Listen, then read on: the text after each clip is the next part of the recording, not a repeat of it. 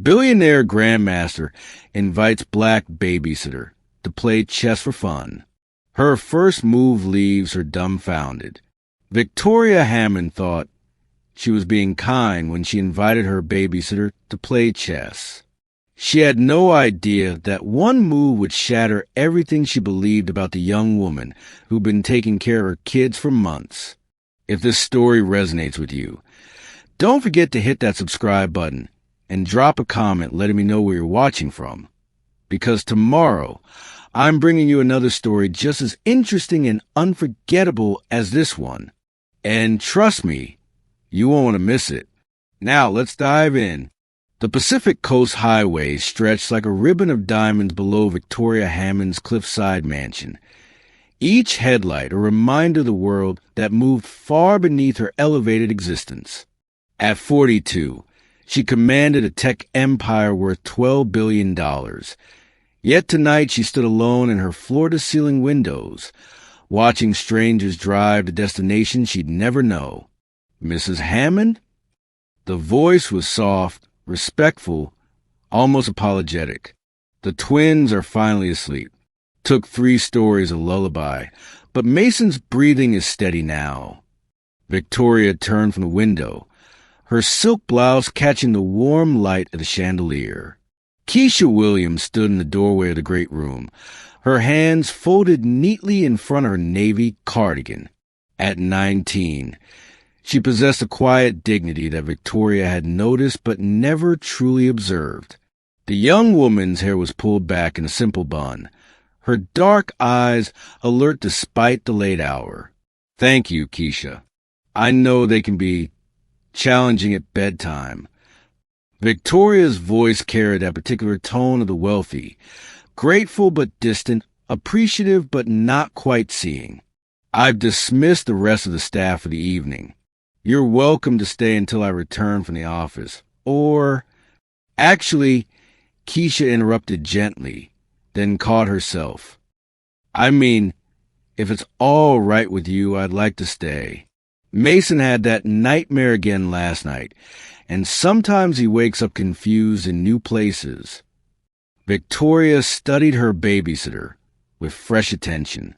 Most of the help was eager to leave once their duties ended, but Keisha often lingered, genuinely concerned about the children's well-being. It was unusual. Of course, I'll be working late anyway. Victoria moved toward her home office, then paused. Something about the empty house, the quiet evening, made her feel more isolated than usual. Are you hungry? Rosa left dinner in the warming drawer. Thank you, but I ate earlier. Keisha's smile was polite, but genuine. I'll just wait in the kitchen if that's all right. Victoria nodded, but instead of heading to her office, she found herself lingering. The house felt too quiet, too large. Even with her children home, the silence pressed against her like a physical weight. She'd built this empire, this life, but moments like these reminded her how empty achievement could feel. Do you ever feel? Victoria began, then stopped. What was she doing? This was her employee, not her therapist. Feel what, Mrs. Hammond? There was something in Keisha's tone, not curiosity, but genuine openness. Victoria realized she'd never really looked at this young woman, never seen beyond the role she filled. Nothing, just tired. Victoria turned back toward her office, but her feet wouldn't carry her there. Actually, Keisha, do you play chess? The question surprised them both. Victoria wasn't sure why she'd asked it, and Keisha's reaction, a quick flicker of something across her features, suggested the answer might be more complicated than yes or no. Chess. Keisha repeated carefully. I have a beautiful set in the living room. Italian marble, hand-carved. I never get to use it anymore. Victoria felt foolish explaining, but something about the evening made her want company. I thought, if you're staying anyway, maybe we could play? For fun. Keisha's hands tightened slightly at her sides. I know how the pieces move. Perfect. I'll get some wine. Well, water for you, of course, and we can have a friendly game. Victoria was already moving toward the living room, missing the complex expression that crossed Keisha's face. It'll be nice to have some company. Have you ever underestimated someone based on first impressions? Share your thoughts in the comments below, and don't forget to subscribe for more stories that challenge our assumptions. The chess set dominated the center of the living room coffee table, its black and white marble pieces gleaming under the soft lighting. Victoria settled into the plush cream sofa, gesturing for Keisha to sit across from her. The young woman moved carefully, as if afraid to disturb the perfection of the space. "This is beautiful," Keisha said, her fingers hovering over the pieces without touching them. "My ex-husband gave it to me. About the only thing from the divorce I actually wanted." Victoria's laugh held no humor. "He said chess was too cerebral for me. Claimed I didn't have the patience for strategy." Keisha's eyebrows rose slightly. "And did you prove him wrong?"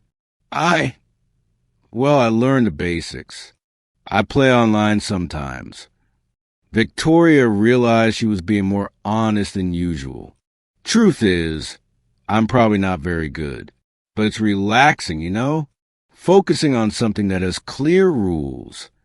Rules can be comforting," Keisha agreed quietly. Victoria poured herself a glass of wine from a bottle she brought over, then slid a crystal glass of sparkling water across the table. "So, you said you know how the pieces move?" "Yes, ma'am. Please call me Victoria, at least during chess." She smiled, feeling oddly nervous. "Would you like to play white or black?" "White, please." Keisha's voice was steadier now, though she still seemed to be holding something back. Victoria rotated the board, settling the white pieces in front of Keisha. "I should warn you, I might not be much competition. I tend to get distracted by, well, everything." Keisha's hands moved to the pieces, her fingers finding the white king and adjusting it slightly.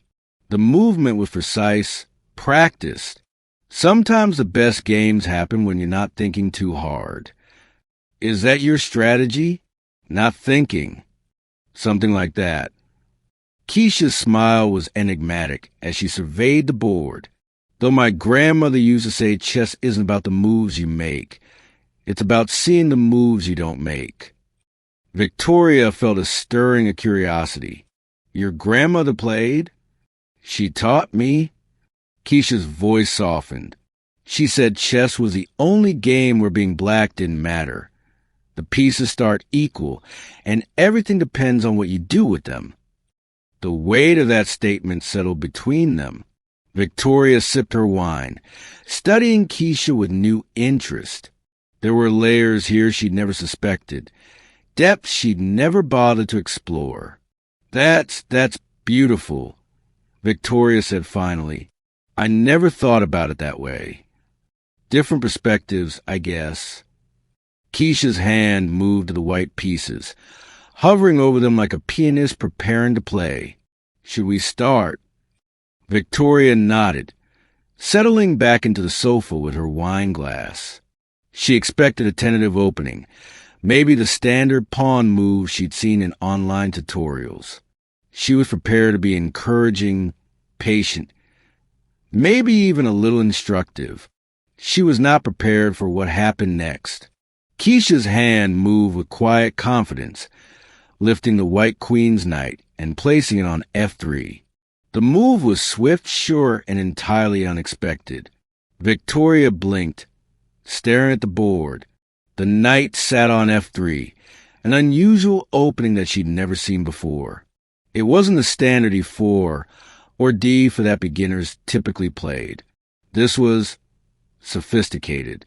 "That's an interesting choice," Victoria said carefully, trying to mask her surprise.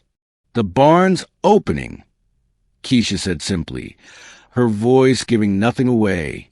"Most people don't recognize it."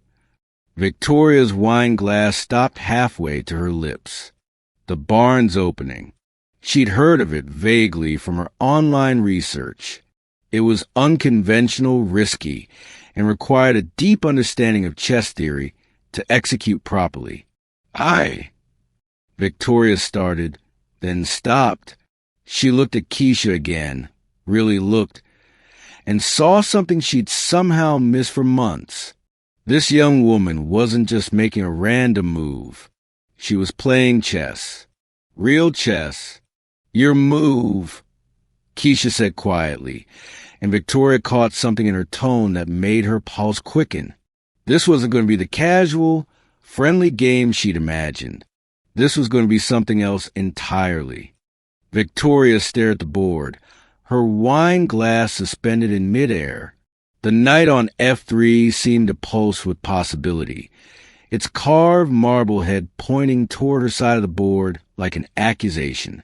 She'd expected a timid pawn push, maybe 1.e4 or 1.d4, the safe, predictable moves that beginners learn from YouTube videos. Instead, Keisha had opened with 1 and F3, the barn's opening, and delivered it with the casual confidence of someone who understood exactly what she was doing. Victoria set down her wine glass, her mind racing. That's quite an opening. You don't approve? Keisha's voice was neutral, but Victoria caught something underneath, a testing quality, as if she were watching for Victoria's reaction. No, it's just unexpected. Victoria's fingers hovered over her pieces. She knew enough about chess to recognize that this wasn't beginner's luck. The barn's opening required understanding of tempo, piece development, and positional play. Where'd you learn that? My grandmother, like I said. Keisha's hands rested calmly in her lap, but Victoria noticed how her eyes never left the board. She believed in unconventional approaches. Victoria moved her pawn to e5, a standard response, but her mind was elsewhere. She watched Keisha's face, looking for signs of uncertainty, for the hesitation that should come with playing against an employer, against someone whose world operated on entirely different principles. She found none. Keisha's second move came without pause. 2.x5. The knight captured the pawn with surgical precision, and Victoria felt her stomach drop. This wasn't just an unconventional opening.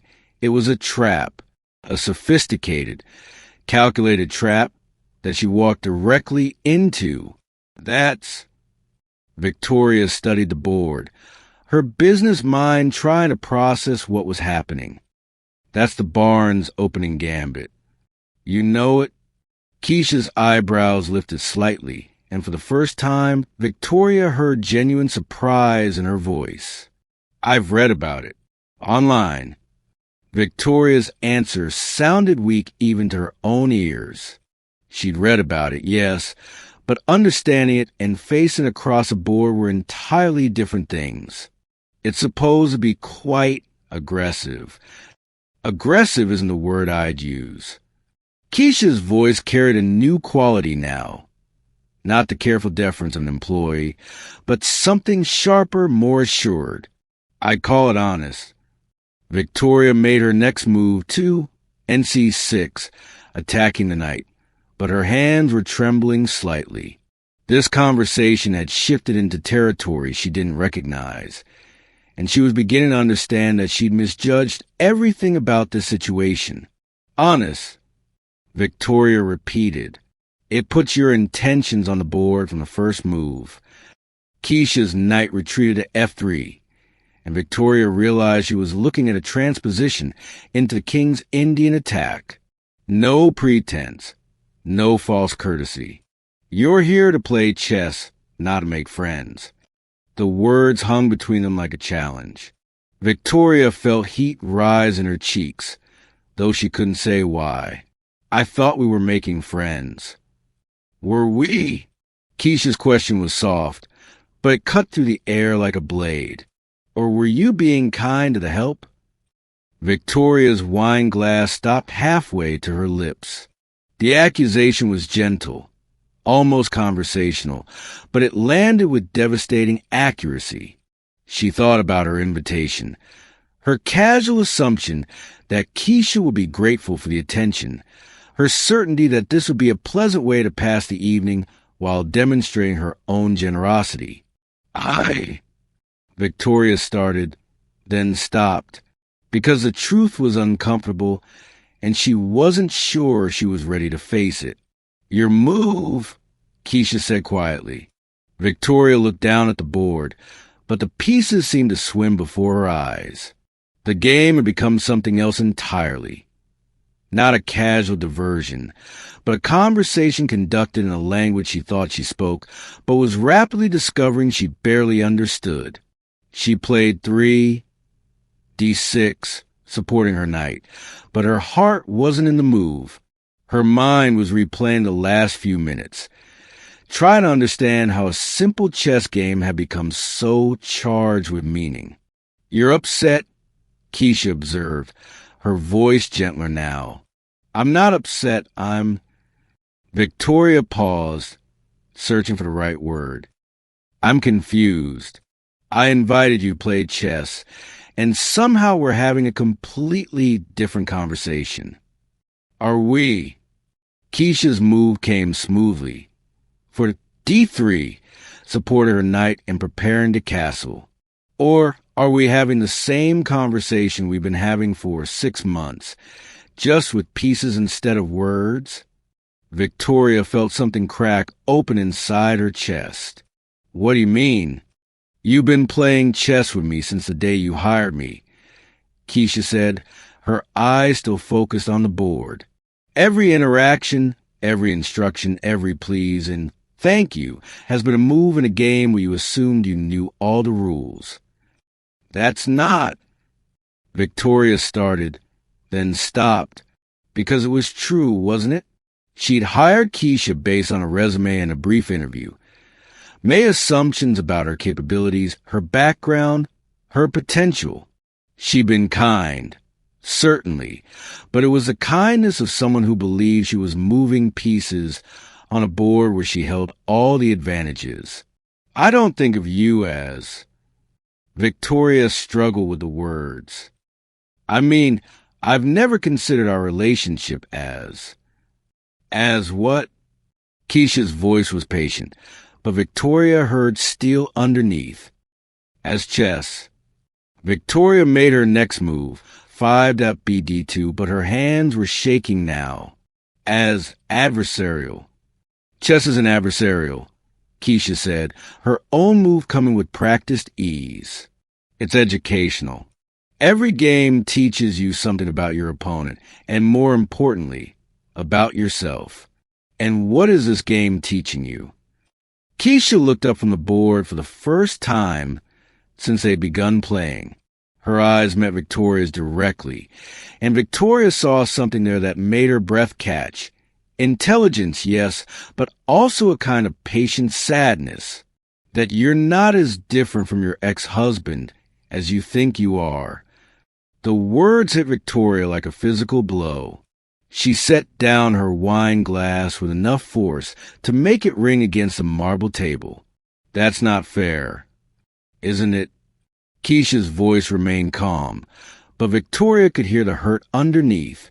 You invited me to play chess because you were lonely, and you assumed I'd be grateful for the attention. You expected me to be impressed by your beautiful set, your expensive wine, your generous offer to spend time with the help. I didn't think of it that way. But you did think of it some way, Keisha pressed gently. What did you think would happen when you invited your babysitter to play chess? Victoria opened her mouth to respond, then closed it, because the truth was that she'd expected to win easily, to be encouraging and patient, to enjoy the role of teacher and mentor. She'd expected Keisha to be grateful, impressed, maybe even a little awed by Victoria's world and attention. She hadn't expected to be sitting across from someone who clearly understood chess better than she did, who was conducting a conversation on multiple levels while dismantling her assumptions piece by piece. I thought, Victoria started, then stopped. I thought I was being nice. You were being nice, Keisha agreed. The same way someone might be nice to a pet. Kind, but not really seeing. Have you ever realized that your good intentions might not be perceived the way you intended? Drop a comment about a time when you had to reconsider your assumptions. And hit that like button if this story is making you think. Victoria studied the board, but the pieces seemed to blur together. She was losing not just a game, but something more fundamental. Her understanding of herself, of her relationship with Keisha, of the assumptions that had guided her interactions for months. I see you, she said finally, her voice barely above a whisper. Do you? Keisha's question was gentle, but it carried weight. Because I've been sitting in your kitchen for 6 months, listening to you take business calls, watching you work late into the night, seeing how lonely you are in this beautiful house. And you've never once asked me about my life, my interests, my dreams. Victoria felt tears prick at her eyes. I didn't want to pry. Into the life of someone you see every day, someone who takes care of your children. Keisha's move came smoothly, 7 to QE2, and Victoria realized she was looking at a position she didn't understand at all. Or did you not want to discover that I might be more complicated than you were comfortable with? The question hung in the air between them. Victoria looked at the board, at the elegant pieces her ex-husband had given her, at the wine glass that suddenly felt like a prop in a play she'd never auditioned for. I don't know, she admitted finally. I honestly don't know. That's the first honest thing you said all evening, Keisha said softly, and it's a good place to start.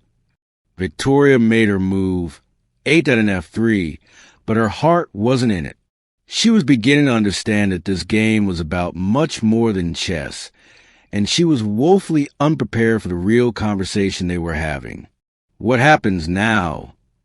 Victoria asked. Now? Keisha's smile was sad but not unkind.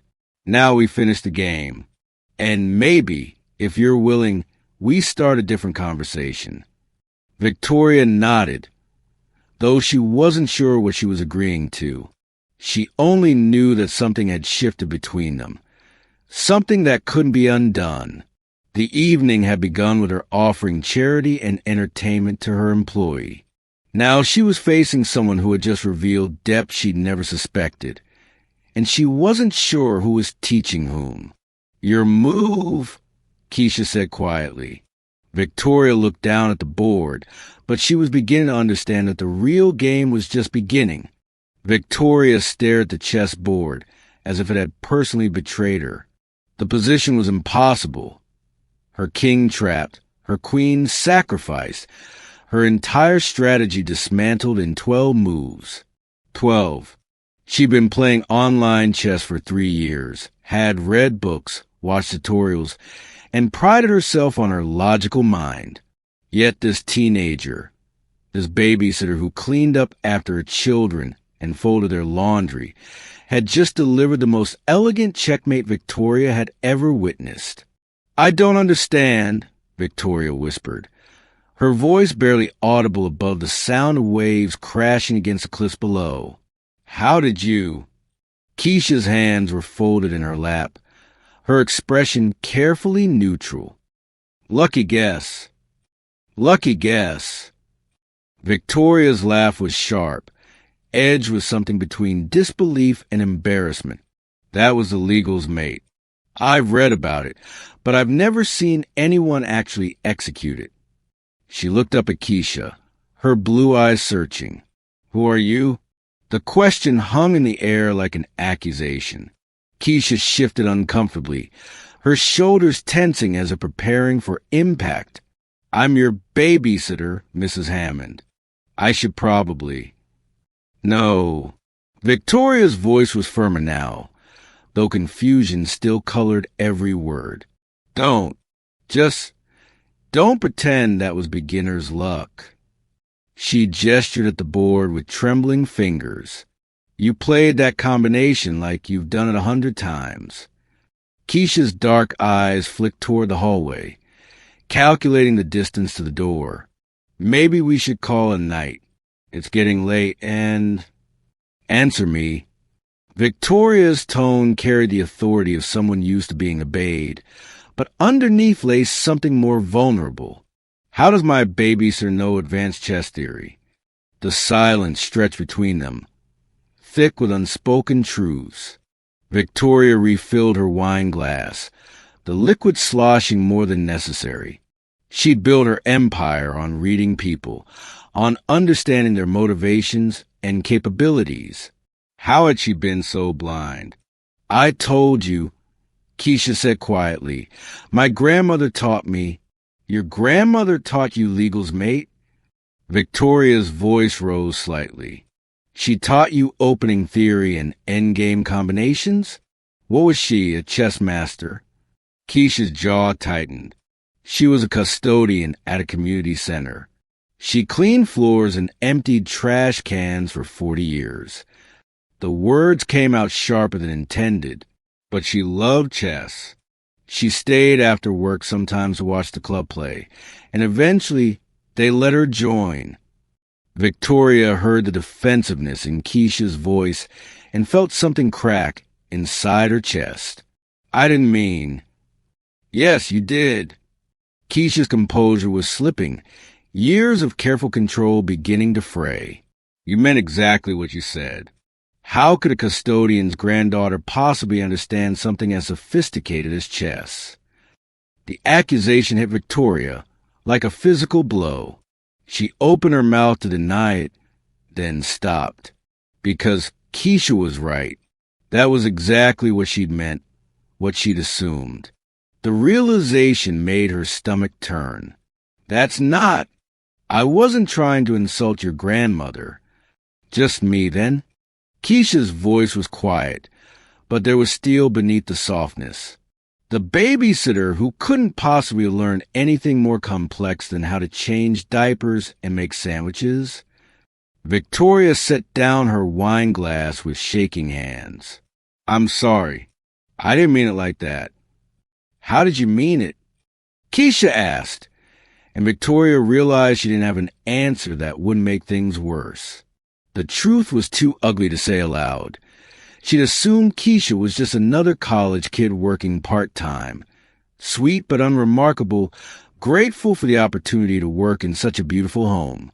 She'd never asked about her studies, her dreams, her life beyond these walls. She'd seen a role, not a person. I was surprised, Victoria said finally. I'm not used to being outplayed. In chess or in life? The question was pointed, and Victoria felt heat rise in her cheeks. Both, apparently. Victoria's admission was barely audible. I built my company on understanding people, on seeing potential where others don't. But I completely missed this. She gestured between them. You. Keisha stood abruptly, her chair scraping against the hardwood floor. I should check on the children. They're fine. They're sleeping. Victoria didn't want her to leave. Not like this. Please sit. Let's talk about this. About what? About how you've been paying me to watch your children for 6 months without once asking what I study. About how you assumed I'd be grateful for the chance to play a friendly game. Keisha's voice was rising, months of careful politeness finally cracking. About how you looked at me like I was some kind of circus act when I made moves you didn't expect. Victoria felt her own defenses rising. I pay you well. I've always been respectful. Respectful? Keisha laughed, but there was no humor in it. You've been polite. There's a difference. The distinction hit Victoria harder than she expected, because Keisha was right again. She'd been polite, courteous, even generous. But respectful?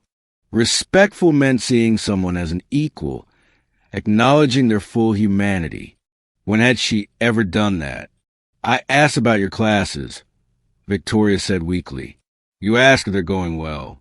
You've never asked what I'm studying, what I want to do after graduation, what I think about anything that matters. Keisha's hands were clenched at her sides. You know more about your housekeeper's family in El Salvador than you know about me. The words stung because they were true. Victoria realized she couldn't even remember what college Keisha attended, much less her major. She'd written the tuition checks, another generous gesture, but never bothered to learn what she was studying. You're right, Victoria said, her voice small. I'm sorry. Sorry doesn't change 6 months of being invisible. Keisha moved toward the hallway again. I should go. Wait. Victoria stood, desperation making her voice sharper than intended. Please. I know I messed up, but don't leave angry. The children, they adore you. Keisha turned back, her expression carefully controlled again. The children are why I stay, Mrs. Hammond. They're the only reason I stay. The words hit Victoria like a slap. Not for the job, not for the money, not even for Victoria herself. For Mason and Sophie, 2 children who saw Keisha clearly in a way their mother never had. I didn't realize you felt that way, Victoria said. How could you? You never asked. Keisha's voice was tired now, the anger giving way to something sadder. You never asked about anything that mattered to me. Victoria sank back onto the sofa, the weight of her blindness pressing down on her. The chess. How long have you been playing? Since I was 7. Keisha's answer was reluctant, as if she was tired of explaining herself. My grandmother started teaching me when things got complicated at home. And you're... Victoria struggled for the right words. You're actually good. Really good.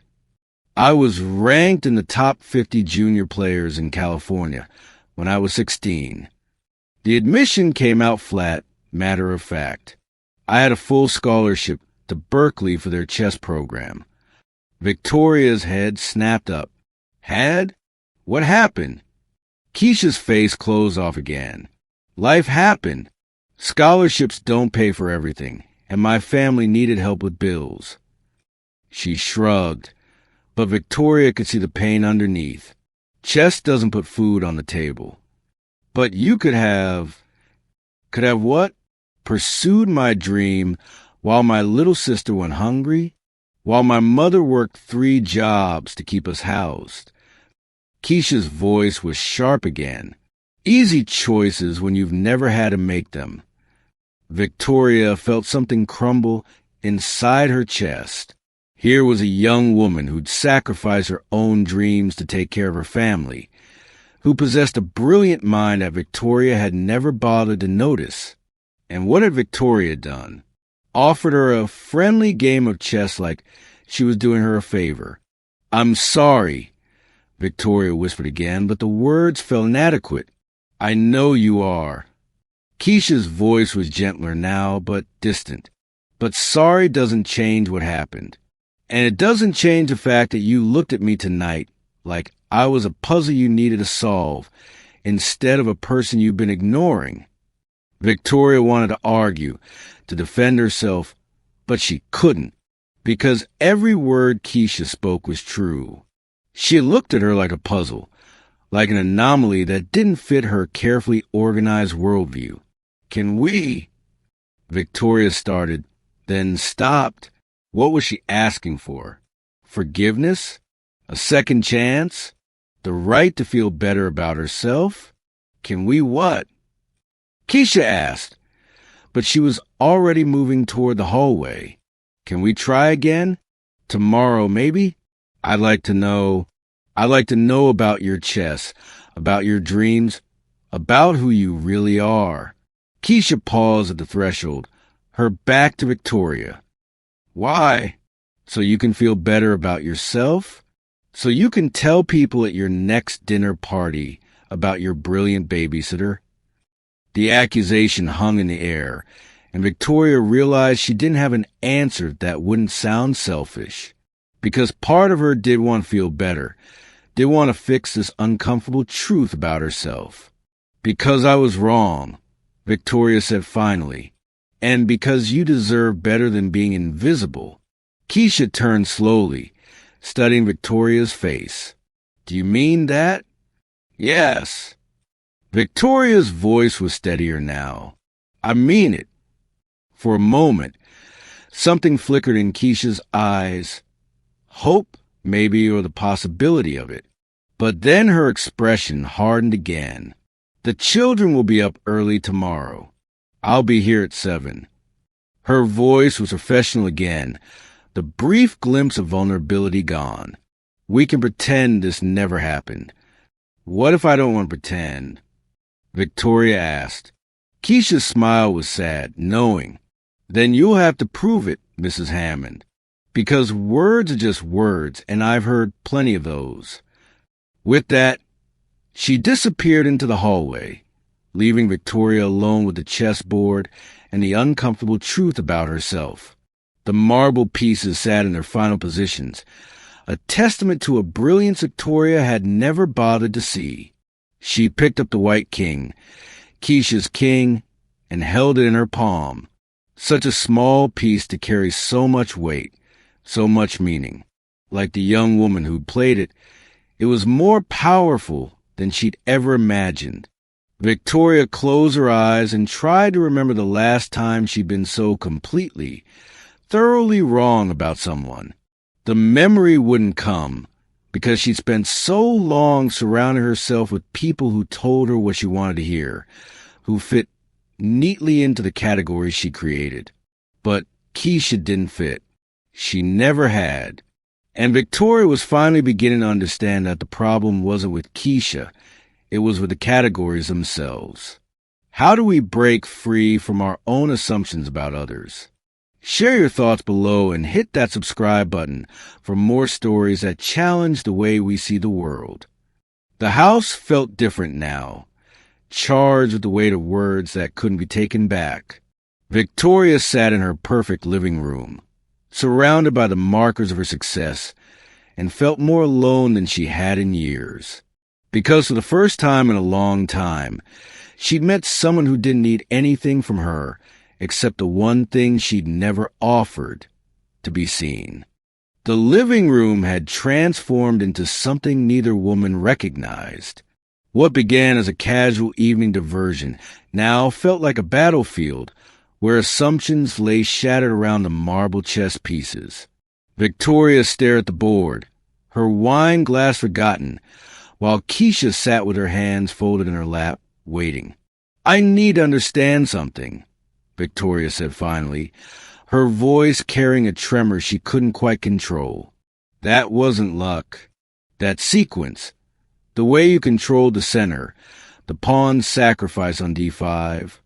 She gestured helplessly at the board. "Who taught you to play like that?" Keisha's shoulders tensed. "Does it matter?" "Yes, it matters." Victoria's tone sharpened. Then she caught herself. "I'm sorry. I don't mean to sound. I've been playing online for 3 years. I've studied openings, watched tutorials, and you just..."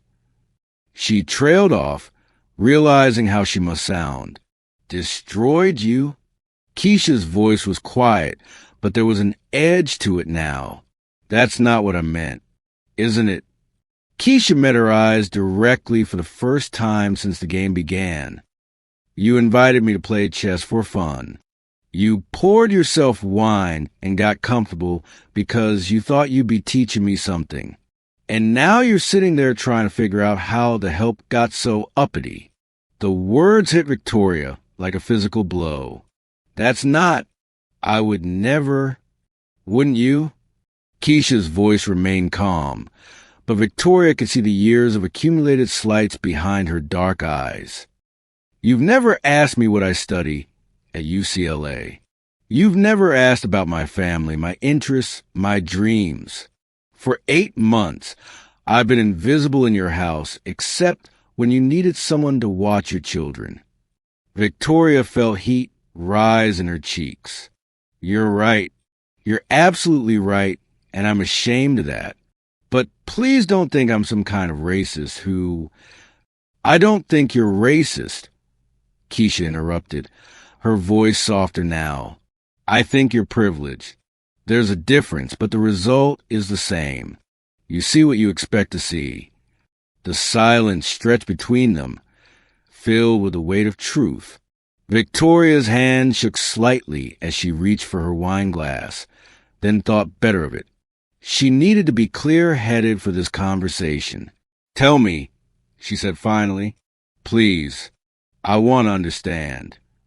Keisha studied her for a long moment, as if trying to determine whether the request was genuine. Finally, she reached across the table and began resetting the chess pieces to their starting positions. My grandmother was Ruby Williams, she said, her fingers moving the pieces with practiced precision. She worked as a domestic her whole life, cleaning houses in Beverly Hills and Bel Air. Every evening, she'd come home to our apartment in Crenshaw and teach me chess on a plastic set she bought at a garage sale. Victoria remained silent, sensing that interruption would break whatever spell was allowing Keisha to share. She was brilliant, Keisha continued. Never had the chance to finish high school, but she understood chess in a way that it was like watching someone speak their native language. She'd play games in her head while she cleaned, work out problems while she ironed other people's clothes. What happened to her? She died when I was 14. Stroke. Keisha's voice caught slightly. By then, I was already playing in tournaments. Nothing fancy. Community center competitions, school championships. But I was good. Really good. Victoria felt something shifting inside her chest, a recognition of loss she understood all too well. Did you win? I won everything I entered. For 3 years, I was a chess champion of every category I could compete in. Keisha's smile was sad. But tournament chess cost money. Travel, entry fees, coaching. And college, well, college was a priority. So you stopped playing? I stopped competing. I still play online sometimes, usually late at night when I can't sleep. But competitive chess? That's a luxury I can't afford. Victoria stared at the reset board, understanding flooding through her. You're not just good at chess. You're exceptional. I was exceptional, Keisha corrected. Now I'm just someone who remembers how to play. That's not true. Victoria's voice was firm. What you did tonight, that wasn't muscle memory. That was artistry. Keisha's hand stilled on the pieces. Why does it matter to you? The question hung in the air between them, and Victoria realized she didn't have a simple answer. Why did it matter? Because she'd been wrong about someone? Because she discovered hidden talent? Or because something about this young woman's story resonated with her own buried dreams? Because, Victoria said slowly, I've spent my whole life building walls between myself and other people. I tell myself it's about success, about staying focused. But the truth is, I'm lonely. And tonight, for the first time in years, I felt like I was having a real conversation with someone who saw through all my carefully constructed barriers. Keisha's expression softened slightly. Chess does that. It strips away everything except who you really are. Is that why you accepted my invitation? Even though you knew you'd probably beat me? I accepted because you asked, and because... Keisha hesitated. Because your children talk about you constantly. Mason especially. He worries that you work too much, that you don't have a friend to play with. Victoria's throat tightened. He said that. He's 6. He doesn't understand business empires or stock prices. He just knows his mama comes home tired and eats dinner alone. Keisha's voice was gentle. When you invited me to play chess, I thought maybe you needed a friend more than you needed to win a game. The words settled between them, like a bridge neither had expected to build. Victoria looked at this young woman, really looked, and saw not just exceptional chess skill, but kindness, wisdom, and a generosity of spirit that humbled her. I didn't need a friend, Victoria admitted. I just didn't realize it until tonight. And I needed someone to see me, Keisha replied. Really see me, not just the role I play in your house. They sat in silence for a moment. The chessboard between them transformed from a battlefield into something else. A meeting ground, perhaps, or starting point. Can I ask you something? Victoria said. Of course. When you made that opening move, the Barnes opening, were you testing me? Keisha's smile was the first completely unguarded expression Victoria had seen from her. Maybe a little. I wanted to see if you'd recognize it, if you'd realize that I wasn't just moving pieces randomly. And when I didn't, I was disappointed, but not surprised. Keisha's honesty was gentle but unflinching. People see what they expect to see. You expected to teach me chess, so that's what you prepared for. Victoria nodded slowly. What if we started over? Not just a game, but this, us. What if I stopped expecting and started discovering? What are you suggesting? I'm suggesting we play another game. But this time, I want to play against the real Keisha Williams. The chess champion, the UCLA student, the woman who sees through people's barriers. Victoria's voice grew stronger. And maybe you can play against the real Victoria Hammond, not the billionaire CEO, but the woman who's forgotten how to connect with people. Keisha studied her for a long moment. That's a dangerous game. Why? Because once you really see someone, you can't unsee them.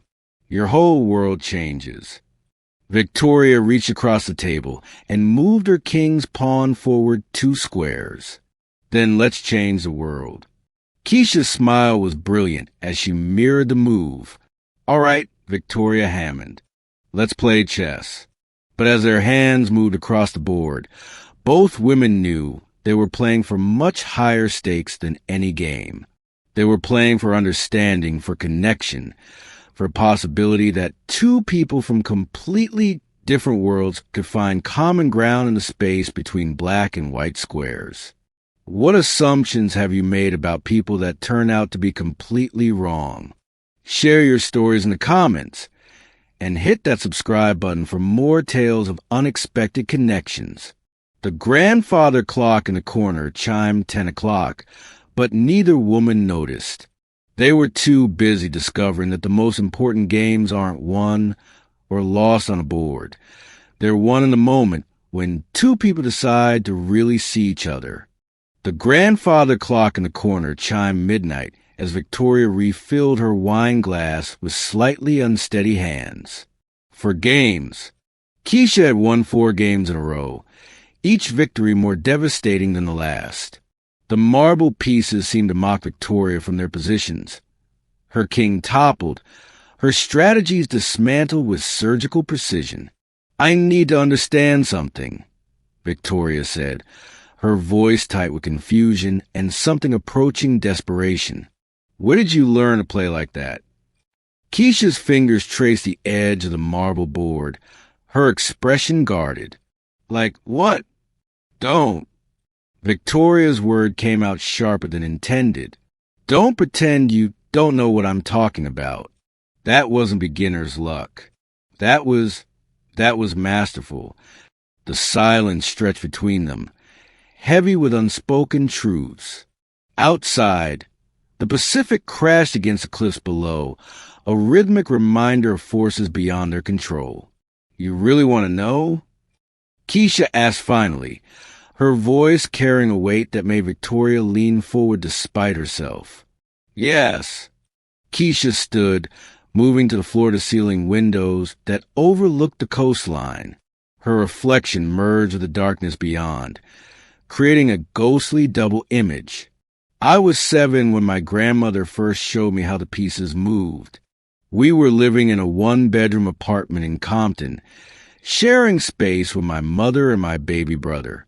Grandmother Rosa, not your Rosa, different Rosa. She cleaned houses during the day and played chess at night. Victoria felt something shift in her chest. She taught you? Every evening after dinner, we'd sit at this tiny folding table, and she'd set up this plastic chest that she'd bought at a garage sale. Half the pieces were missing. We used bottle caps and coins for the lost ones. Keisha's voice grew distant, remembering. She'd tell me stories about each piece, make them come alive. The queen was a warrior protecting her people. The knights were heroes on impossible quests. That sounds beautiful. It was.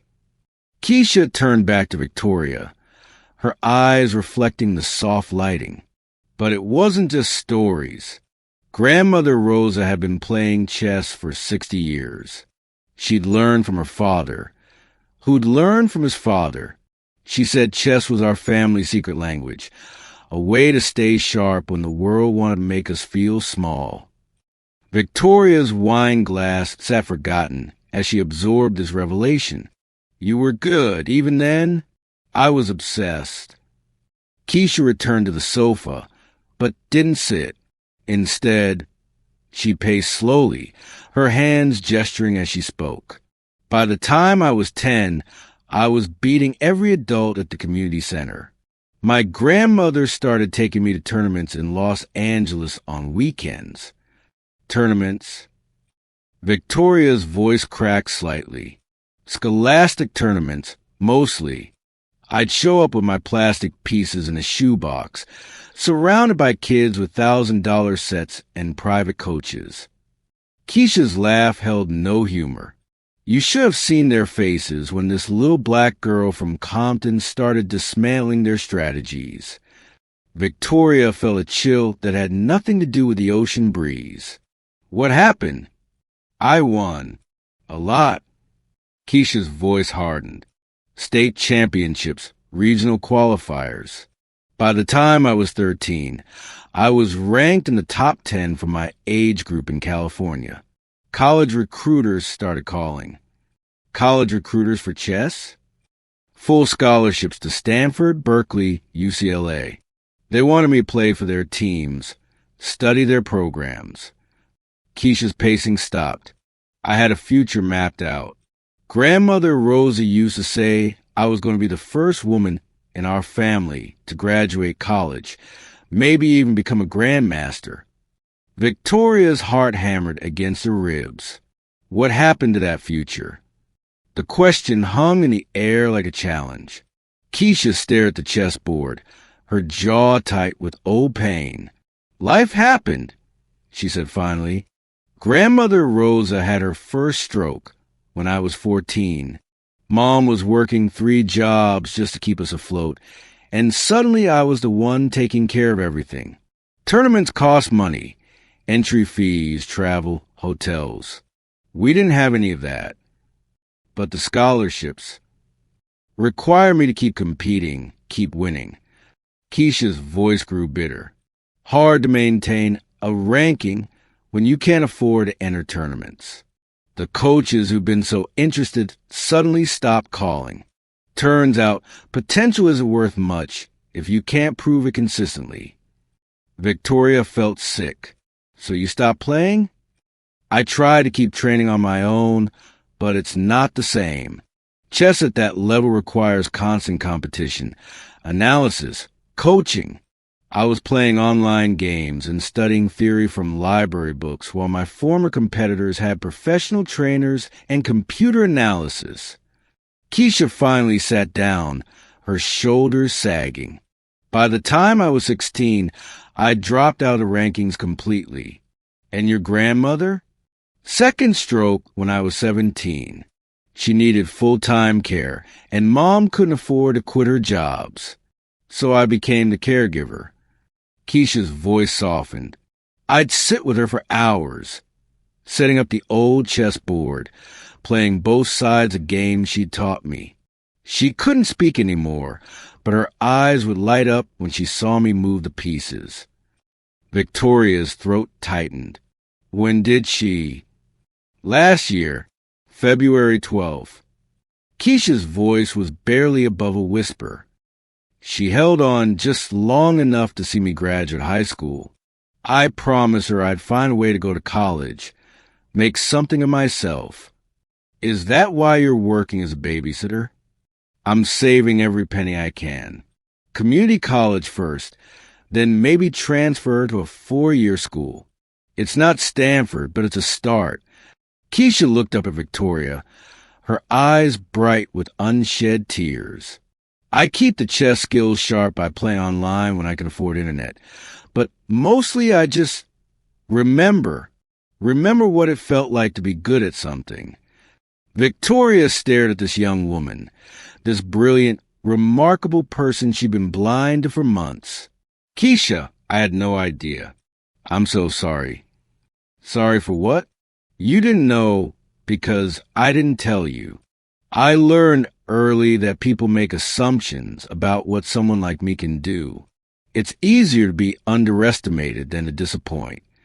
Have you ever discovered someone's hidden brilliance? Share your experiences in the comments and hit subscribe for more stories that reveal the extraordinary in the ordinary.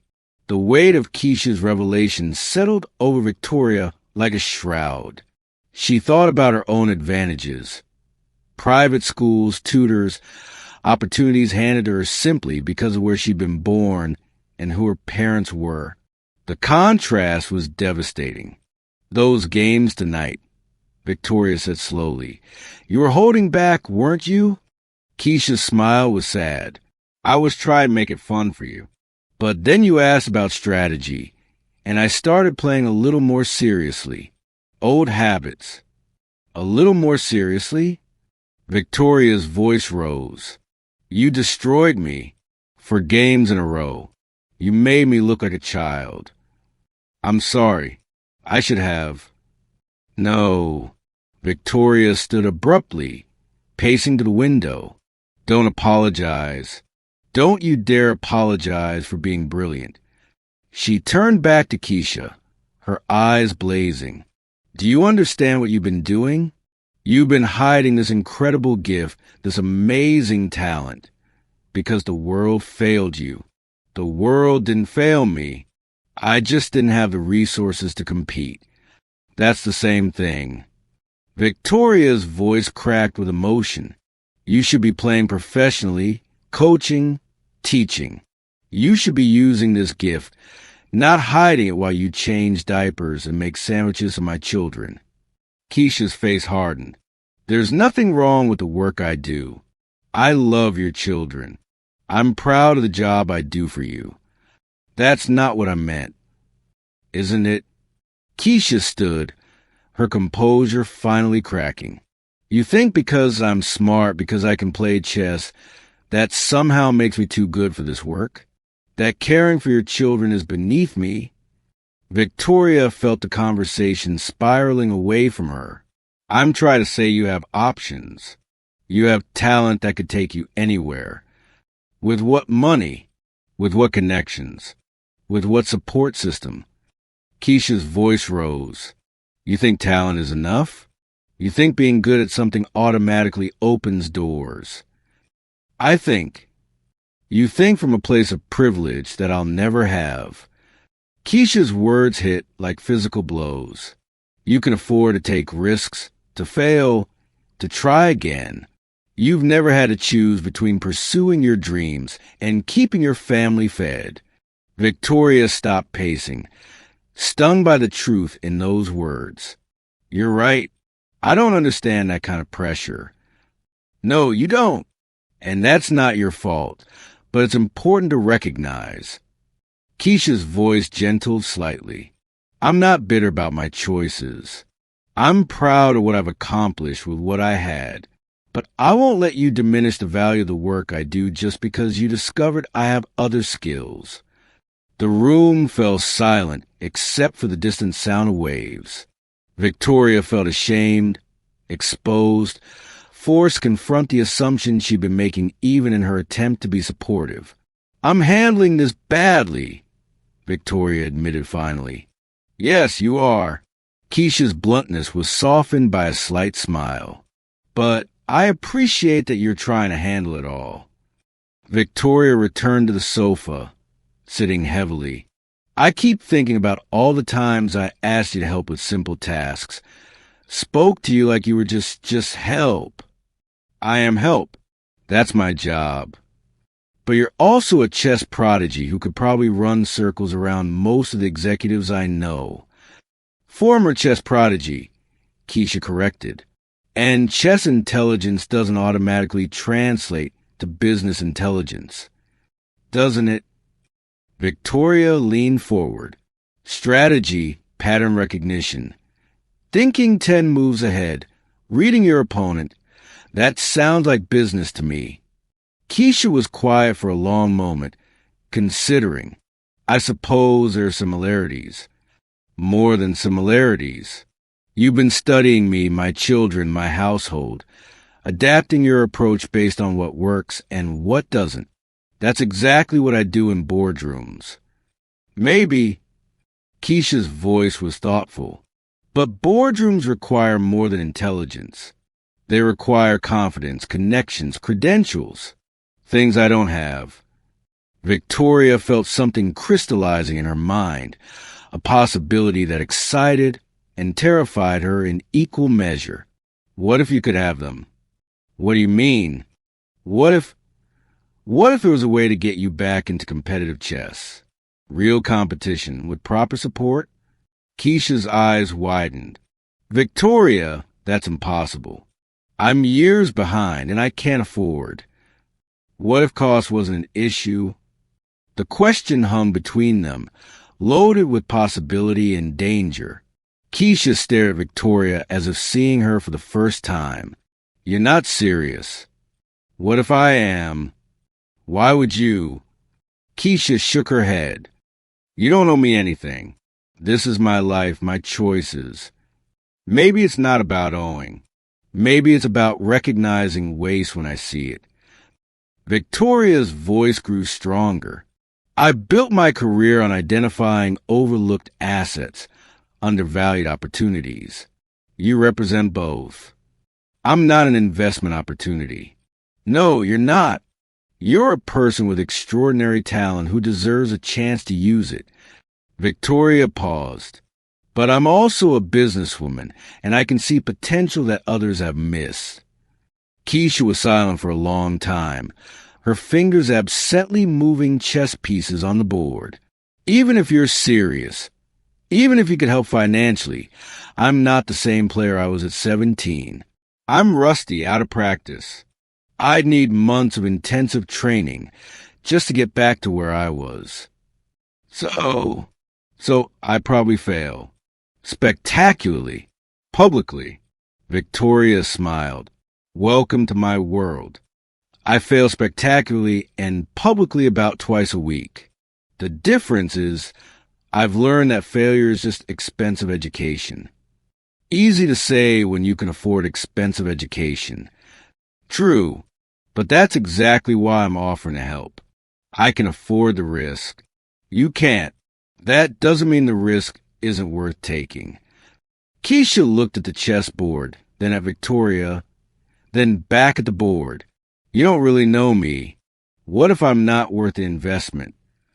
Tonight, you showed me chess brilliance that took my breath away. More than that, you showed me integrity, loyalty, and grace under pressure. If those aren't worth investing in, nothing is. And if I say no..." Victoria felt her heart sink slightly.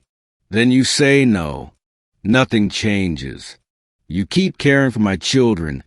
I keep appreciating the work you do. And we both pretend this conversation never happened. But you'll always wonder." "Yes, and you'll always wonder too." Keisha stood, moving to the window again. Her reflection looked back at her, and Victoria could see the internal struggle playing out on her features. "I want to keep working," Keisha said finally. "At least part-time. I need the income. And I meant what I said about loving your children." Victoria's pulse quickened. "Of course. And I want to pay you back. Every penny. With interest. Keisha, those are my terms.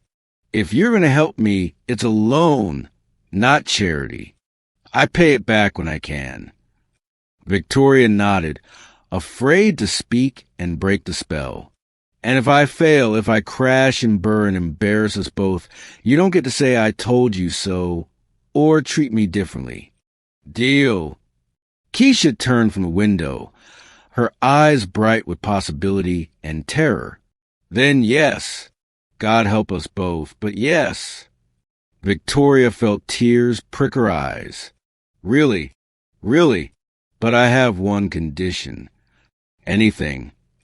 "Right now, tonight, I want to play you one more game. No holding back this time. I want to show you exactly what you're investing in." Victoria looked at the chessboard, then at Keisha, and felt something shift in her chest. Not just excitement, but recognition. She was looking at someone who would change her life. "Set up the board," she said. "Let's see what you can really do." The revelation hung between them like morning mist, delicate and transformative.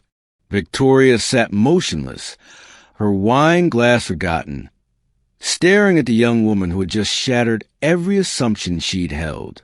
Keisha's story echoed in the silence. The tournaments, the sacrifice, the brilliant mind hidden behind necessity.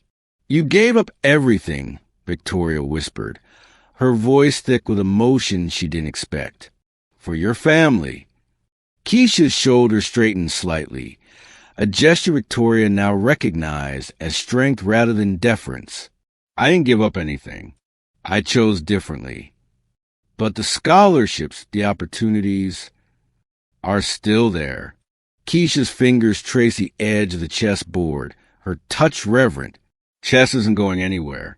And neither am I." Victoria felt something crack open in her chest, a space she hadn't known existed. "I've been so blind. All these months you've been in my house, caring for my children, and I never saw." "You saw what I needed you to see." Keisha's voice was gentle, without accusation. "I'm good at being invisible when I need to be." The words hit Victoria like a physical blow. She thought of all the times she'd walked past Keisha, all the perfunctory conversations, all the moments she'd treated this extraordinary young woman as simply part of the household machinery. "That's not right," Victoria said, her voice stronger now. "You shouldn't have to be invisible. Easy to say when you've never had to survive by blending in." Keisha's tone wasn't bitter, just matter of fact. "But tonight, I don't feel invisible." Victoria looked at the chessboard, then back at Keisha. "Show me." "Show you what?" "How you really play.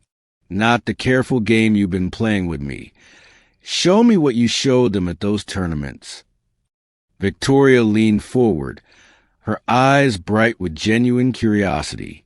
"I want to see who you really are." Keisha hesitated, her fingers hovering over the pieces. "You might not like what you see." "Try me." For a long moment, Keisha studied Victoria's face, searching for something. Whatever she found there seemed to satisfy her, because her posture shifted, her shoulders squaring with new confidence. "All right," she said quietly. "But don't say I didn't warn you." Keisha reset the board with swift, economical movements. This time, when she settled into position, Victoria saw a different person entirely.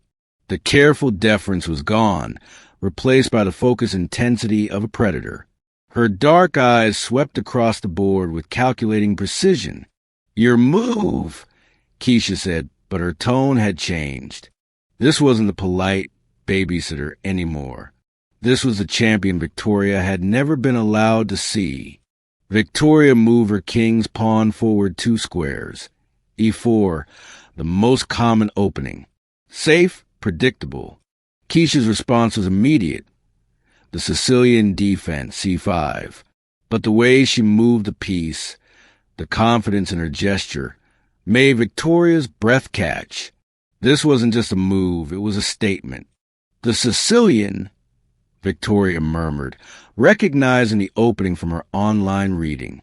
Najor variation, Keisha said, her voice taking on a different quality.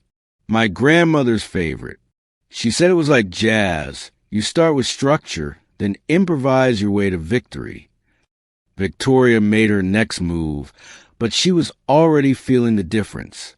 This wasn't the gentle, instructional game they'd been playing. This was chess at a level she'd never experienced. Keisha's moves came with fluid grace, each piece finding its optimal square with surgical precision. She didn't just move, she orchestrated, conducting a symphony of strategy that left Victoria breathless. How do you see so far ahead? Victoria asked after Keisha executed a combination that left her king exposed and vulnerable. I don't see ahead, Keisha said, her fingers dancing over pieces. I see patterns. Chess is like music. Once you understand the rhythm, you can feel where the melody needs to go. Victoria studied the board, trying to follow the logic, but it was like trying to read a language she'd never learned. I'm completely lost. No, you're not. Keisha's voice was patient, encouraging. Look at your queen. She's powerful, but she's isolated. See how my pieces are working together? That's the difference between playing chess and playing individual pieces. Victoria looked where Keisha pointed, and suddenly she could see it. The way Keisha's pieces formed a cohesive unit, supporting each other, creating threats that multiplied exponentially. It's beautiful. Victoria breathed. Chess is the most beautiful game in the world, Keisha said, her eyes lighting up in a way Victoria had never seen before. Every game is a story. Every move is a sentence. Every combination is poetry. Have you ever discovered a hidden talent in someone you thought you knew? Tell us about it in the comments. And don't forget to hit that subscribe button for more inspiring stories.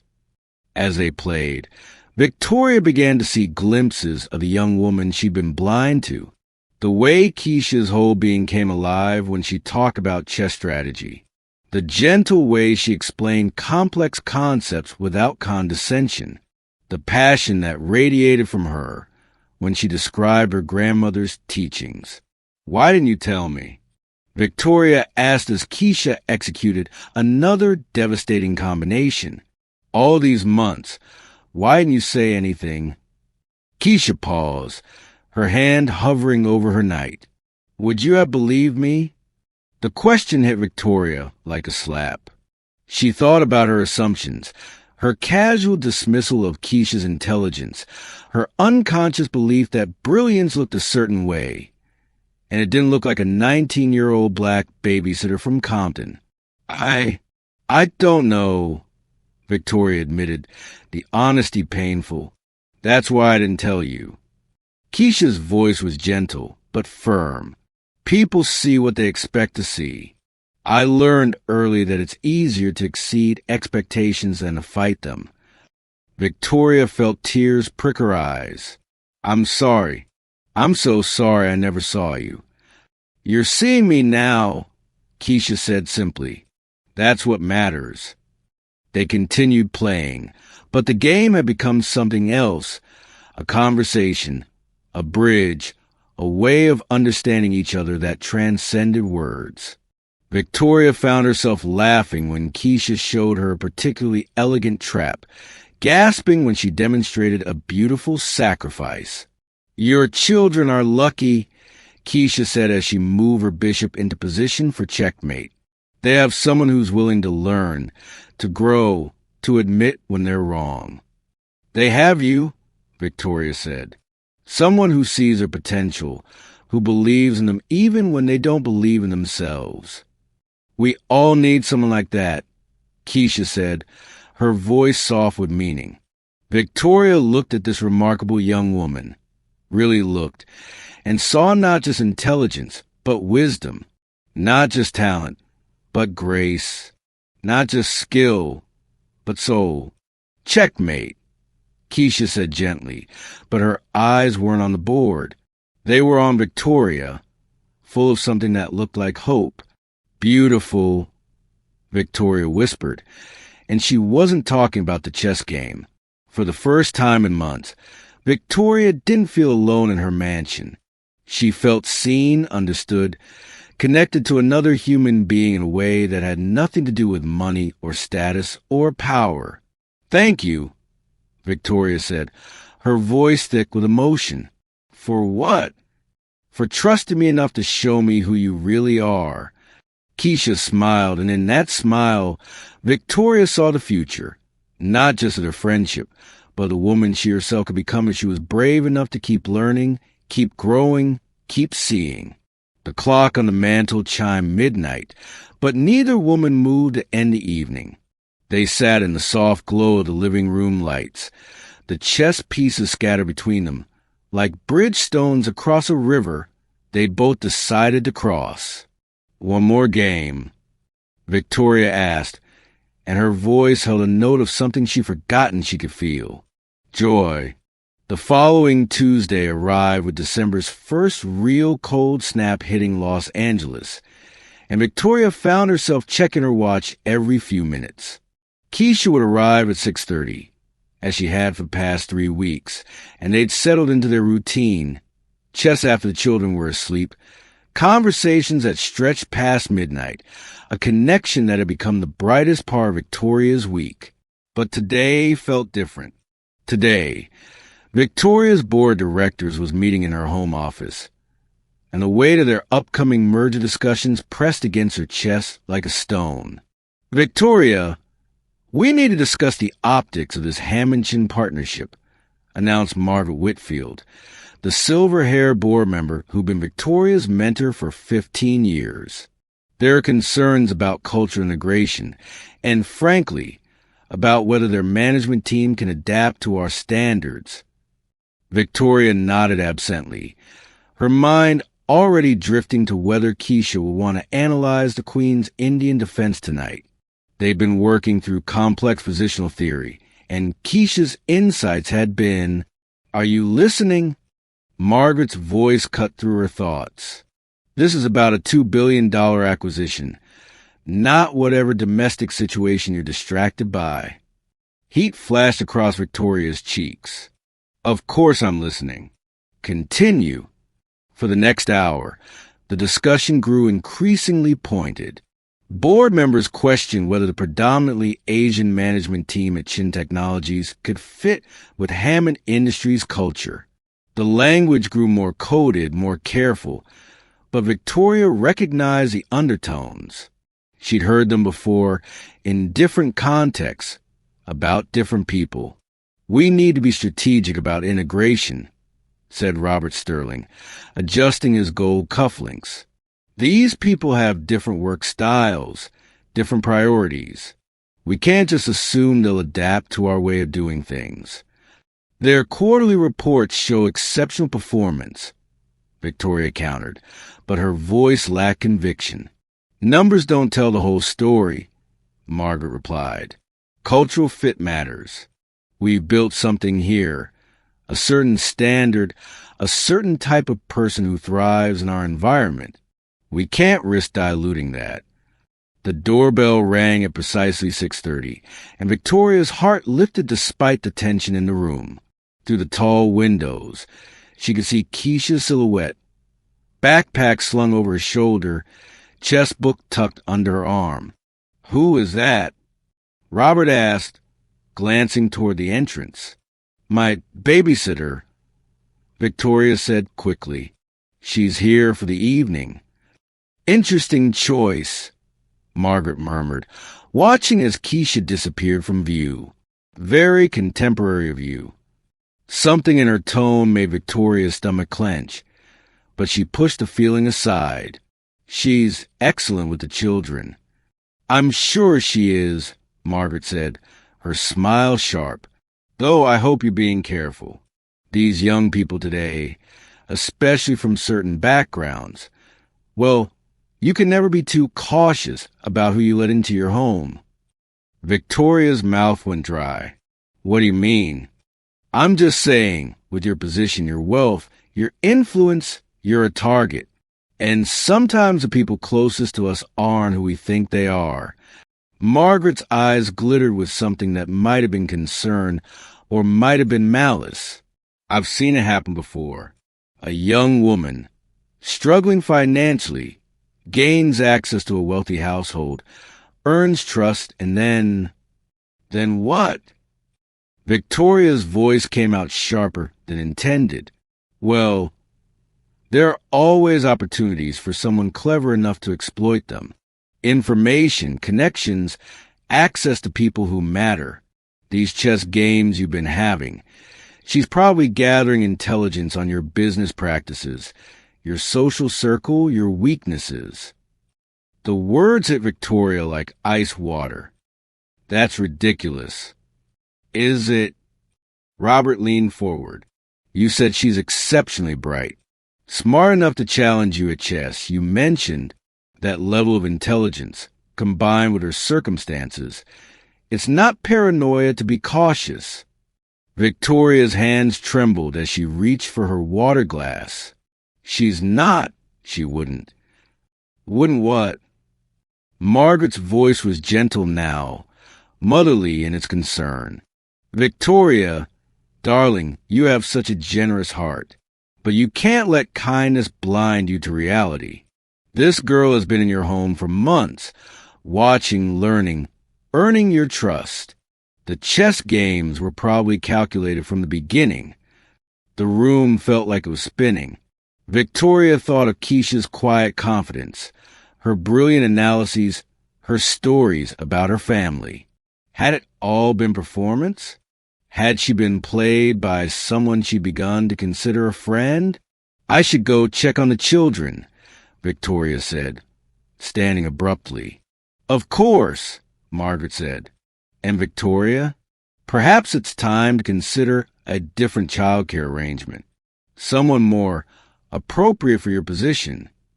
Victoria walked through her mansion on unsteady legs, her mind racing.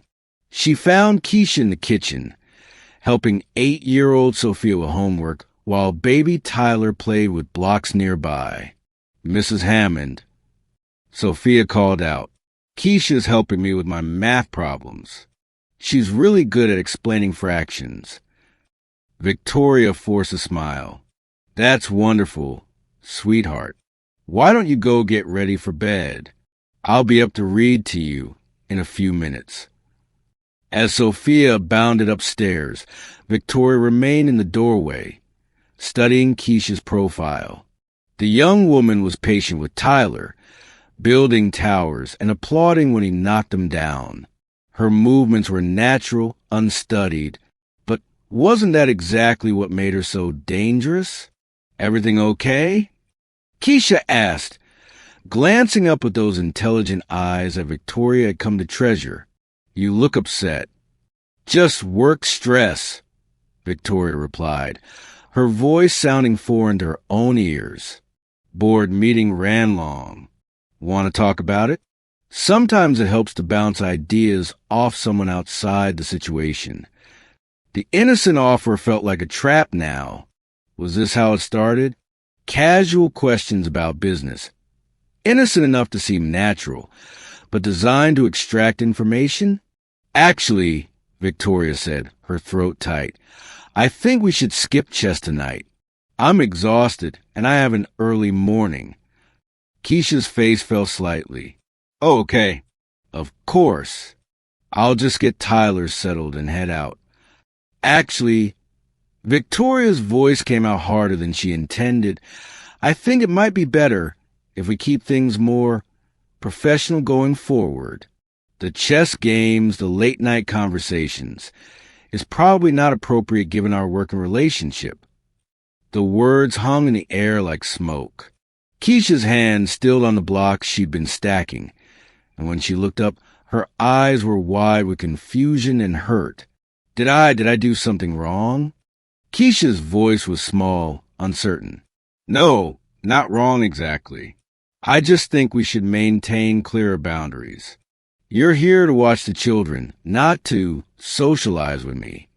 Each word felt like swallowing glass, but Victoria pushed forward. Margaret's warnings echoed in her mind. Information, connections, access to people who matter. "I don't understand," Keisha said, standing slowly.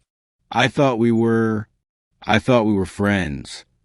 "We're not friends," Victoria said, the lie burning her tongue. "You work for me. There's a difference." The silence that followed was deafening. Tyler continued playing with his blocks, oblivious of the tension, but Victoria could feel the weight of her words settling between them like a wall. Keisha's face went carefully blank. The same expression Victoria had seen that first night, when she'd been invisible, expected to remain unseen. "I understand," she said quietly. "I'll finish up here and leave." "Good," Victoria said, though the word felt like it might kill her. "And Keisha? In the future, let's keep our interactions focused on the children. Nothing else." Victoria turned and walked away before she could see the full impact of her words on Keisha's face. She made it to her private bathroom before the tears came, harsh and bitter. In the mirror, she saw a woman she didn't recognize, someone who let fear and prejudice poison the most genuine connection she'd had in years. Downstairs, she could hear the quiet sounds of Keisha gathering her things, saying goodbye to Tyler in her gentle voice. The front door closed with a soft click, and Victoria knew she just destroyed something precious. But Margaret was right, wasn't she? She had to be careful. She had to protect herself, her children, her company. She couldn't let kindness blind her to reality. Even as she told herself this, Victoria knew she'd just made the biggest mistake of her life. She let fear convince her to wound someone who'd never shown her anything but authenticity and respect. She'd become exactly the kind of person she'd always claimed to be better than. The chess set sat abandoned in the study, the pieces frozen in the middle of a game they'd never finish. Victoria stared at it through the doorway, remembering Keisha's delighted laughter when she'd found a particularly elegant solution to a complex position. What have I done? She thought, but it was too late. The damage was done, and she was alone again, exactly as she deserved to be. The next 3 days passed like a fever dream. Victoria threw herself into work with manic intensity, staying at the office until midnight, scheduling back-to-back meetings, anything to avoid the silence of her own home. But every evening, when she returned to mansion, the chess set in the study seemed to mock her with an abandoned game. She'd hired a new babysitter, Margaret's niece, a vapid 22-year-old named Brittany, who spoke in Valley Girl uptalk and spent most of her time on her phone. Sophia had asked twice where Keisha was, and both times Victoria had given vague answers about scheduling changes. The little girl's disappointed face haunted her dreams. On Friday afternoon, Victoria sat in her corner office on the 42nd floor of the Hammond Industries building, staring out at the sprawling city below. The merger documents with Chun Technologies lay spread across her mahogany desk, but she couldn't focus on the numbers. Margaret's words from that terrible Tuesday evening kept echoing in her mind. These people have different work styles, different priorities. The same ugly logic that had poisoned her thinking about Keisha was now being applied to an entire company of brilliant innovators. And she was going along with it. Her phone buzzed. A text from Brittany. "Hey, Mrs. H. Sophia is asking for Keisha again. Should I tell her something or whatever?" Victoria's, stomach clenched. She set the phone aside and tried to return to the contracts, but the words blurred together. Instead, she found herself remembering Keisha's face that last night, the way her expression had gone carefully blank, all warmth and intelligence hidden behind a mask of professional distance. "You work for me. There's a difference." The cruelty of her own words made her wince. She'd seen the exact moment when Keisha had retreated into herself, when the young woman who'd shared stories about her grandmother's chess lessons had disappeared, replaced by someone who knew her place. A knock at her door interrupted her spiral. "Come in." Margaret entered, her silver hair perfectly styled, her expression pleased. "Victoria, darling, I wanted to check how you're adjusting to the new childcare arrangement." "It's fine," Victoria lied. "I'm so glad. And I hope you reconsidered the Chin Technologies merger. The board is unanimous in our concerns about cultural integration." Victoria looked at Margaret, really looked at her, and saw something she'd been blind to for 15 years. The careful way she spoke about cultural fit, the subtle emphasis on our kind of people, the satisfied expression when she successfully planted doubt about Keisha's motivations. "Margaret," Victoria said slowly, "what exactly did you mean when you said Keisha was gathering intelligence?" "Well, you know how these people are, always looking for an angle, an opportunity to advance themselves. It's not their fault. Really, it's just how they're raised. But we have to be realistic about their motivations." The words hit Victoria like a physical blow. These people. How many times had she heard that phrase over the years? How many times had she let it pass without challenge? "What people?" Victoria asked, her voice deadly quiet. Margaret's smile faltered slightly. "You know what I mean. People from her background. Different values, different priorities. We can't expect them to understand loyalty the way we do." "Her background," Victoria repeated. "You mean black. You mean poor. You mean she's not one of us." "I didn't say that." "You didn't have to." Victoria stood, her hands shaking. "You poisoned my mind against someone who never showed me anything but respect and kindness. You made me destroy a friendship because you couldn't stand the idea of me connecting with someone who didn't fit your narrow definition of acceptable." Margaret's face hardened. "I was protecting you. You were getting too close to the help, Victoria. It was becoming inappropriate." "The help?" Victoria's voice rose. "She has a name. She's a brilliant young woman who was teaching me things I never knew about chess, about resilience, about seeing beyond my own privilege. And I threw it all away because I let your bigotry contaminate my judgment." "Don't be naive," Margaret snapped. "You think she cared about you? She was using you, Victoria. Girls like that always are." "Girls like what?" Victoria's voice was ice. "Smart girls? Talented girls? Girls who work 3 jobs to support their families while maintaining a 4.0 GPA? Girls who see the world more clearly than we do because they've had to fight for everything."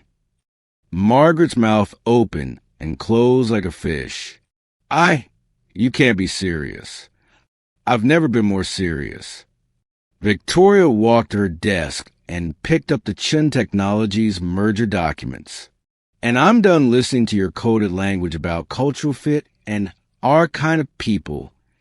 We're moving forward with this merger, and if you can't support it, you can find another company to infect with your prejudice." "Victoria, you're making a mistake. The only mistake I made was listening to you in the first place."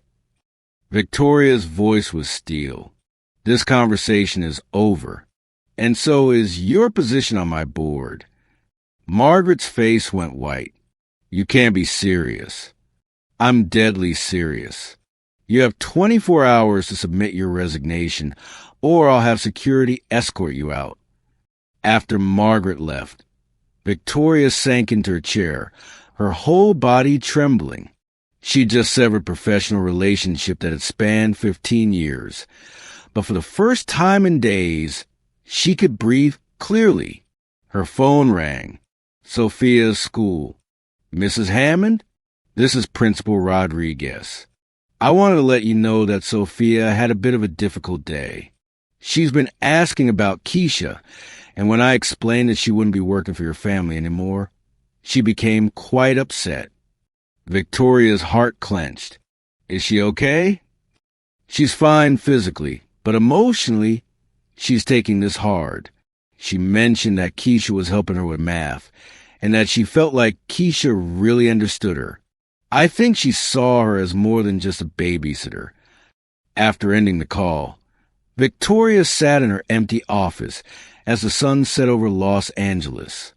She thought about her daughter's tears, about the chess set gathering dust, about the way Keisha's face had lit up when she found an elegant solution to a complex problem. She thought about courage, the kind of courage Keisha had shown every day, navigating a world that expected less from her, hiding her brilliance to make others comfortable. And she thought about the cowardice she'd shown, letting fear and prejudice destroy something beautiful. Her phone buzzed again. A text from Brittany. Hey, so Sophia's like crying and asking for Keisha again. This is kind of awkward. Maybe you should come home? Victoria looked at the message, then at the city lights beginning to twinkle below. She thought about going home to comfort her daughter, about explaining why Keisha wouldn't be coming back, about pretending this was all normal and acceptable. Instead, she opened her laptop and began typing an email. Dear Keisha, I know I have no right to reach out to you after what I said, after how I treated you. I know I hurt you, and I know I probably destroyed any chance of earning your forgiveness. But I need you to know that everything I said Tuesday night was wrong, not just tactically wrong, but morally wrong. I let fear and prejudice poison my judgment. I let other people's bigotry convince me that your intelligence and kindness were somehow calculated, that your friendship was performance. I became exactly the kind of person I always claimed to be better than. You deserve better from me. You deserve someone who saw your brilliance and celebrated it, not someone who let insecurity and bias turn gifts into threats. I'm not asking for your forgiveness. I don't deserve it. But I am asking for a chance to make this right. If you'll let me, not as your employer, but as someone who recognizes that she was wrong, who wants to learn from her mistakes, who hopes that genuine respect and apology might be enough to begin healing the damage I've done. Sophia is asking for you. She's crying, and she doesn't understand why you're not coming back.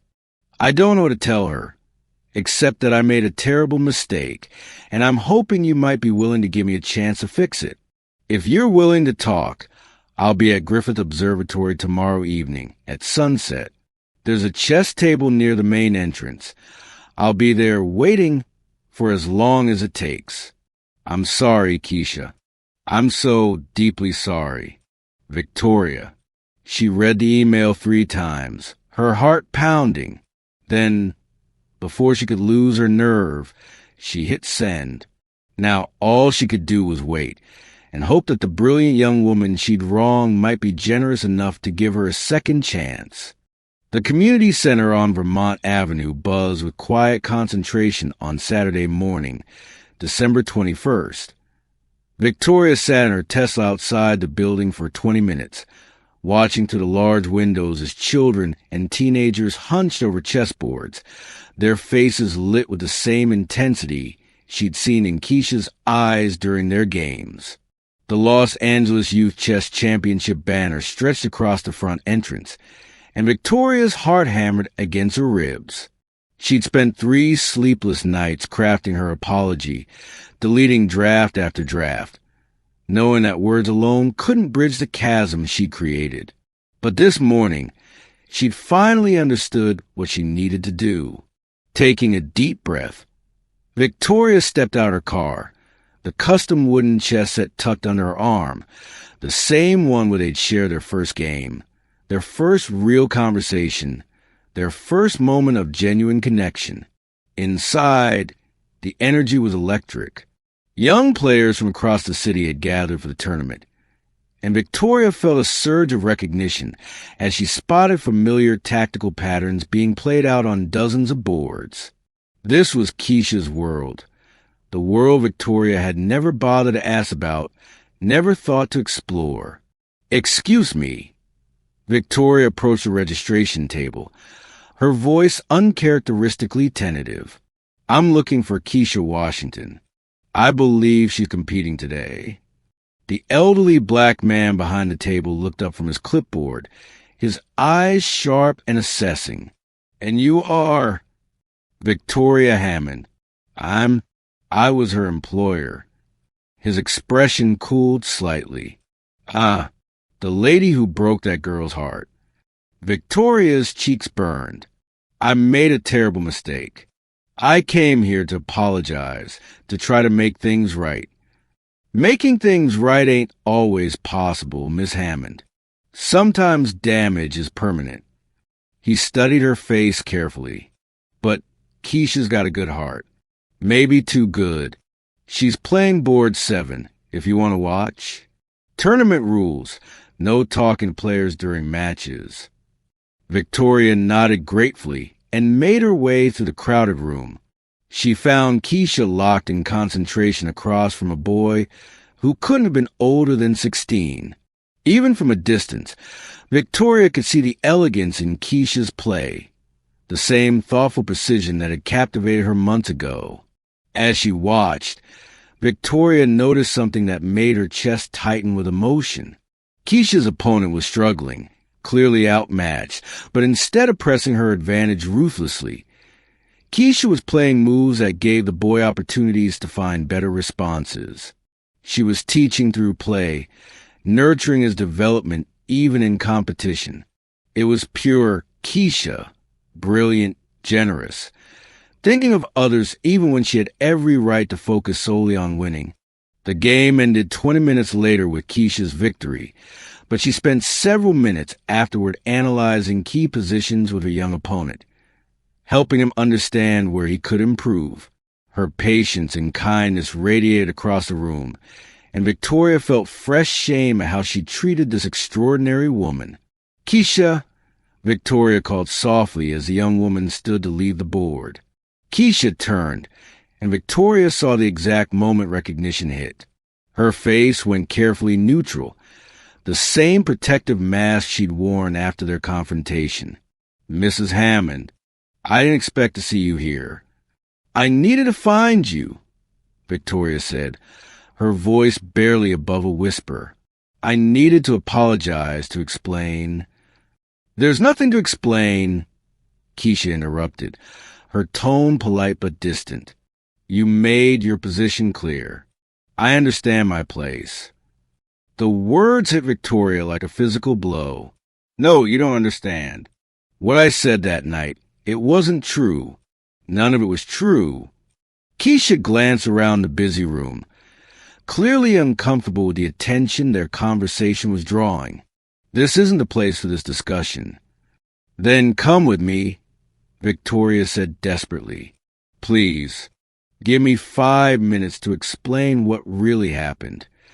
For a moment, Keisha's composure cracked, and Victoria saw the hurt she'd inflicted, raw and deep and devastating. "Why should I?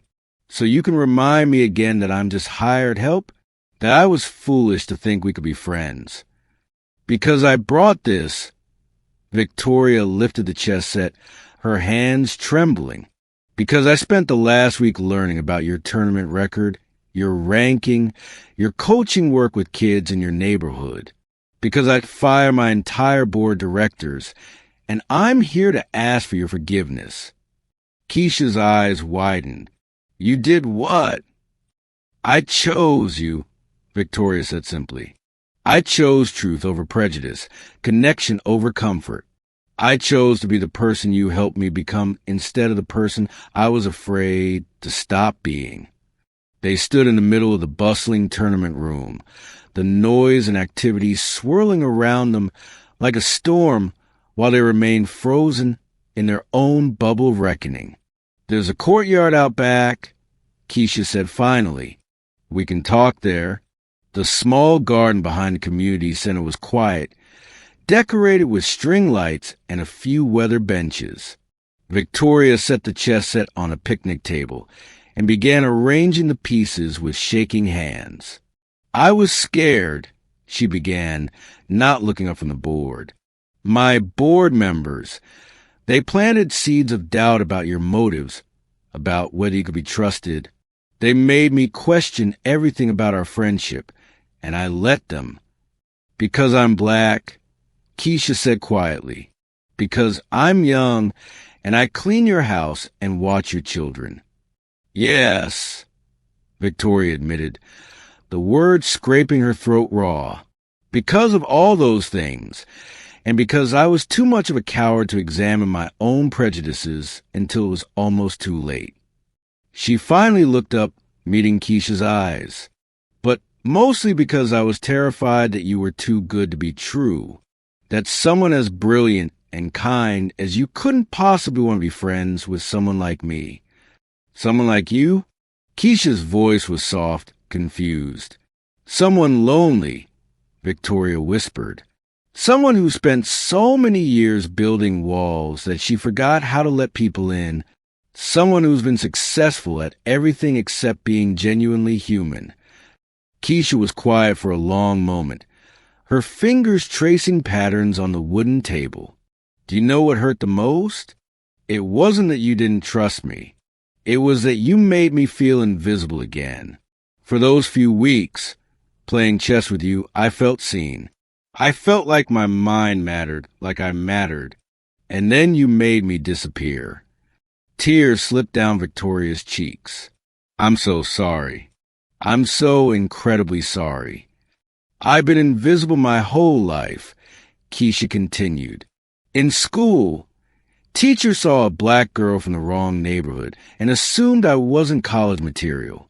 At chess tournaments, opponents underestimated me because of how I looked, where I came from.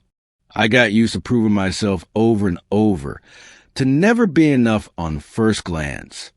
She looked up at Victoria, her own eyes bright with unshed tears. "But with you, I thought I'd found someone who saw past all that. Someone who valued my mind, my thoughts, my friendship. And when you took that away—" "I know," Victoria said brokenly. "I know, and I hate myself for it." "I don't want you to hate yourself," Keisha said, surprising them both. "I want you to be better." Victoria nodded, wiping her eyes. "I've been trying. I fire Margaret and Robert and the others who poison my thinking. I've been reading, learning, trying to understand how my privilege blinded me to the experiences of others. But mostly I've been missing my friend." "Is that what I am?" Keisha asked. "Your friend? You're the best friend I've ever had," Victoria said without hesitation. "You're brilliant and kind and patient, and real in ways I've forgotten people could be. You make me want to be worthy of your friendship." Keisha stared at the chess set between them, the pieces arranged and waiting, white or black. Victoria's heart leaped. "You choose." "Black," Keisha said, settling into the bench across from her. "I like the challenge of going second, of proving I belong in the game." Victoria smiled through her tears and moved her king's pawn forward 2 squares, the same opening move she played in their first game. "Your move." Keisha studied the board, then looked up at Victoria. "Are you sure? Because if we do this, if we're really friends, it means accepting all of me, the brilliant parts and the struggling parts, the chess master and the babysitter, the young black woman who's had to fight for everything she's earned. I wouldn't want any other version of you." Victoria said. I want to know all of it. Your dreams, your fears, your tournament stories, your family history. I want to be the kind of friend who deserves your trust. Keisha's smile was radiant as she moved her queen's pawn forward. Then let's play. They played for hours as the December afternoon faded into evening, the string lights casting warm patterns across their faces. Their conversation flowed from chess strategy to childhood memories to dreams for the future.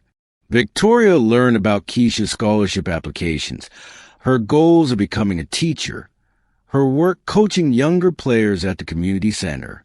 I have a proposition, Victoria said as they reset the board for their third game. I'm starting a foundation for gifted students from underserved communities. Educational scholarships, mentorship programs, chess coaching, the works. I want you to help me design it, and I want you to be its first director. Keisha's hand still on her queen. Victoria, I know it's not enough to make up for what I did, but it's a start, and I can't think of anyone better suited to help other kids who've been overlooked, underestimated, or made to feel invisible. What about your children, Tyler and Sophia? They'll always be welcome in your life if you want them to be, Victoria said. But I think it's time they learn that the most important people in our lives aren't always the ones who look like us or come from our world. Keisha was quiet for a long moment, then began to laugh. The same delighted sound Victoria had fallen in love with months ago. You know what the funny thing is? I was so nervous about playing you that first night. I thought you'd be offended if I played too well, that you'd think I was showing off. And I thought I was being generous by inviting you to play, Victoria admitted. I had no idea you were about to humble me in the most beautiful way possible. Check, Keisha said, sliding her bishop across the board with a grin. Victoria studied the position, then started laughing. You're using the same tactic you used in our first game. Some things are worth repeating, Keisha said, her eyes sparkling. Besides, it worked the first time. It did indeed, Victoria agreed, tipping her king in surrender. It changed everything. As they packed up the chess set, Victoria felt something she hadn't experienced in years. The deep contentment of being truly known and accepted by another person. The path to redemption hadn't been easy, and she knew earning back Keisha's trust would be an ongoing process. But for the first time in months, she had hope. Same time next week?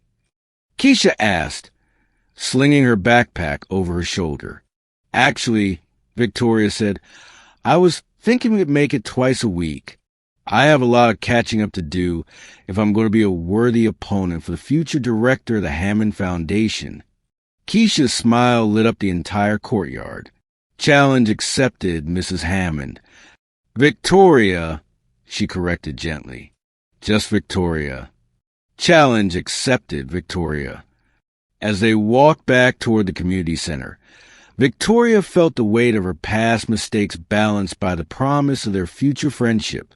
The young chess players were packing up their boards, their laughter echoing through the building, and Victoria realized she was witnessing something beautiful, a new generation of minds being nurtured and celebrated regardless of their background. Thank you, she said to Keisha as they reached the parking lot. For what? For seeing something in me worth forgiving. For teaching me that the most important games aren't won on the board, they're won in the heart. Keisha paused at her car, key in hand. You know what I learned from chess? The most powerful pieces aren't always the ones that look the most important. Sometimes a pawn can change the entire game. Victoria nodded, understanding the deeper meaning. Sometimes the most important people in our lives are the ones we almost overlook. As they drove away in opposite directions, Victoria felt the chess set secure in her passenger seat. Not just a game, but a symbol of connection, growth, and the possibility of redemption. Tomorrow, She would begin the work of building the foundation, of using her privilege to lift up others who deserved recognition. But tonight, she was simply grateful for second chances, for the courage to face her own prejudices, and for the extraordinary young woman who'd been brave enough to forgive her. The Queen's Gambit had been declined, but something far more valuable had been won. A friendship that would last a lifetime, built on a foundation of truth, respect, and the shared belief that everyone deserves to be seen for who they truly are. Thank you for watching this story to the end. If you enjoyed this story, you will surely love the next one. It's as interesting as you can ever imagine. So do check it out. Click on the image showing on your screen right now to watch the next one.